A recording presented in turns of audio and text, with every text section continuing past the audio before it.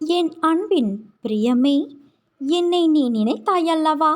அதனால்தான் உன்னை காண ஒரு நொடியும் தாமதம் கொள்ளாமல் வந்துவிட்டேன். என்னை நீ பார்த்து விட்டாயல்லவா? இனி உன் வாழ்க்கை வசந்தம் வீசப் போகிறது. காலம் ஒரே மாதிரியாக இருக்கும் என்று கருதாதே. தங்க சிம்மாசனங்களும் கண் மறைவாகிவிடும். அதிகாரங்கள் மறைந்து போகும்.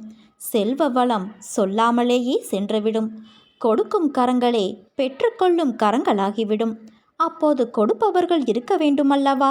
அதனால் செல்வம் இருப்பவர்கள் கொடுப்பதை பழக்கப்படுத்தி கொள்ள வேண்டும். விதையை எப்படி விதைத்து கொண்டால் பலன் கிடைக்காமல் போகாது என் தங்கமே. என்னுடையது எனக்கு மட்டுமே என்ற பாவத்துடன் நாட்களை கடத்தி தேவை ஏற்பட்ட போது எனக்கு யாரும் இல்லை என்று கருதினால் பிரயோஜனம் என்ன? தானம் செய்தது ஒருபோதும் வீண் போகாது. ஆறுதல் சொன்னால் அது வீணாகாது. உதவி வீணாகாது.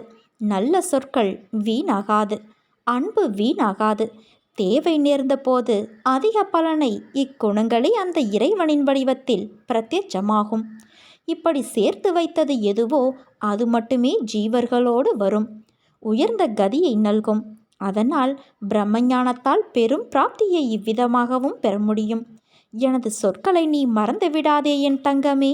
இன்று இருக்கும் நிலைமையை பார்த்து நாளையும் இப்படியே இருக்கும் என்று நினைத்து விடாதே. உன் நிலைமையை மாற்ற எனக்கு ஒரு நொடி போதும். நீ மனிதரிடம் மனிதனாக பழகு. அன்பாக பழகு. அவருக்கு ஆறுதல் அளிக்கும் முறையில் பழகு. காலத்தோடு பழகு. என்னுடைய சிந்தனையோடு பழகு. யாருக்கும் சிரமம் ஏற்படாத வகையில் பழகு. அதே போல உன் பேச்சும் அமைதியோடு இருக்கட்டும். நேற்றைய மனிதனின் குணம் இன்று பார்க்க முடியாது. குணங்கள் மாறிக்கொண்டே இருக்கும். யாரையும் அவர்களின் உருவத்தை வைத்து நீ எடை போடக்கூடாது.